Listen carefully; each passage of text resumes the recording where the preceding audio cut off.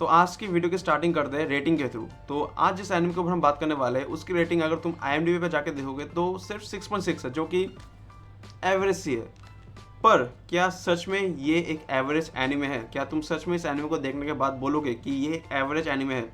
तो इसी के बारे में आज हम बात करने वाले हैं। तो चलो, तो इस एनिमे का नाम है द परफेक्ट इनसाइडर और ये एक नॉवेल के ऊपर बेस्ड है जिसका नाम है सुबोती का एफ नीनारू, जिसका इंग्लिश में ट्रांसलेशन होता है एवरीथिंग बिकम एफ, जिसको लिखा है हिरोची मोरी ने। तो अगर हम इस एनिमे की स्टोरी के ऊपर बात करते हैं, बेसिक स्टोरी, तो एक आइसोलेटेड आइलैंड के ऊपर एक प्रोफेसर और उनके कुछ स्टूडेंट्स आते हैं एक जीनियस लड़की से मिलने के लिए, जो कि एक लैब के अंदर रहती है। और उसके ऊपर वो लड़की एक रूम के अंदर रह रही है पिछले 15 साल से, बिल्कुल लॉक, मतलब ना कोई अंदर जा सकता है और ना ही कोई अंदर से बाहर आ सकता है, बिल्कुल ही आइसोलेटेड, बिल्कुल ही लॉक। और उसका एक रीज़न है। जब ये लड़की 13 साल की थी तो उसके ऊपर एलिगेशन लगा था कि उसने अपने पेरेंट्स को ख़त्म कर दिया था, पर ये कभी प्रूफ हो नहीं पाया। पर इसी इंसिडेंट के बाद वो अपने आप को बिल्कुल ही लॉक कर दी उस रूम के अंदर और पिछले 15 साल से वो उस रूम से बाहर बिल्कुल नहीं निकली, बिल्कुल भी नहीं।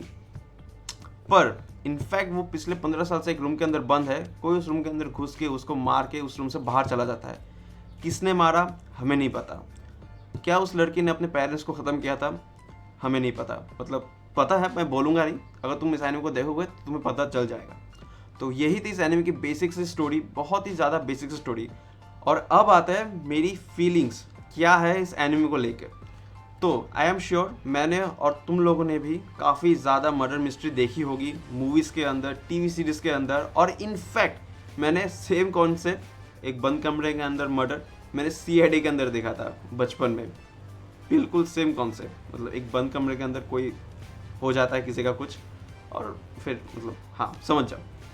तो ऐसा कुछ कॉन्सेप्ट नहीं है कि देखने के बाद तुम्हारे नैन चुक्कू फट जाएंगे कि भाई साहब क्या देख लिया, ऐसा कॉन्सेप्ट नहीं है। पर ये एनिमे थोड़े बहुत और कॉन्सेप्ट पर बात करती है, जैसे ह्यूमन लाइफ्स, लव, रिलेशंस, और थोड़े बहुत इधर उधर के डार्क और थोड़े बहुत डिस्टर्बिंग एलिमेंट्स के ऊपर भी एनिमे थोड़ी बहुत बात करती है।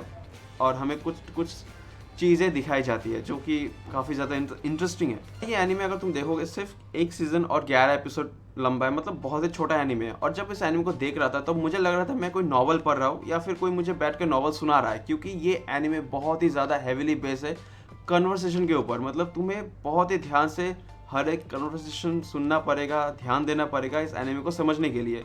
मतलब ये एनिमे अपने आप को कन्वर्सेशन के थ्रू और कुछ पास के फ्लैशबैक में बोलने वाला था, कुछ फ्लैशबैक के थ्रू ये एनिमे अपने आप को अनफोल्ड करती है। और इन्हें पॉइंट ये थोड़ा बोरिंग और कंफ्यूजिंग लग सकता है। इनफैक्ट इसका पहला एपिसोड थोड़ा बहुत बोरिंग है, मुझे भी पर्सनली थोड़ा बहुत बोरिंग लगा था इसका पहला एपिसोड। आई एम श्योर बहुत लोगों ने इस एनिमे को स्टार्ट किया होगा और पहला या दूसरा एपिसोड के बाद इसको डंप कर दिया होगा, क्योंकि this is not the anime for everyone. और यहाँ पर ये क्वेश्चन आता है कि ये एनिमे आखिर किसके लिए है? तो ये एनिमे उनके लिए है जिनको पता है कि वो क्या देखने जा रहे हैं, as simple as it is. मतलब ये एनिमे बहुत ही ज़्यादा सीरियस है, कन्वर्सेशन के ऊपर बेस है, ना कोई एक्शन सीन्स है और ना ही कोई सेट पीसेस है, मतलब जिसको देख के तुम्हारे मतलब you will be like wow क्या देख लिया, ऐसा कुछ नहीं है। ये बिल्कुल ही सिंपल, सीरियस, थोड़ा बहुत कन्फ्यूजिंग हो सकता है और हैवीली कन्वर्सेशन के ऊपर बेस्ड है। और जिन लोगों को ऐसा टाइप की चीज़ें देखना नहीं पसंद या आदत नहीं है, तो उन लोगों को ये एनिमे निहायत ही बोरिंग लग सकता है, निहायत ही बोरिंग। तो अगर तुमको कुछ अलग देखना है, कुछ इंटरेस्टिंग देखना है, कुछ हटके देखना है एनिमे के अंदर, तो फिर तुम इस एनिमे को जाके देख सकते हो। या फिर तुम्हें कन्वर्सेशन बेस्ड एनिमे, थोड़ी बहुत सीरियस टोन, ऐसे टाइप के एनिमे अगर तुम्हें देखना पसंद है तो फिर तुम जाके इस एनिमे को देख सकते हो।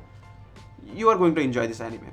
और हाँ, ये एनिमे अपने आप को हुक करना तब शुरू करती है जब इन्वेस्टिगेशन स्टार्ट होता है कि उस लड़की का खून हुआ तो हुआ कैसे। तो इस पॉइंट से ये एनिमे इंटरेस्टिंग हो जाता है और तुम्हें हुक करना स्टार्ट कर देती है।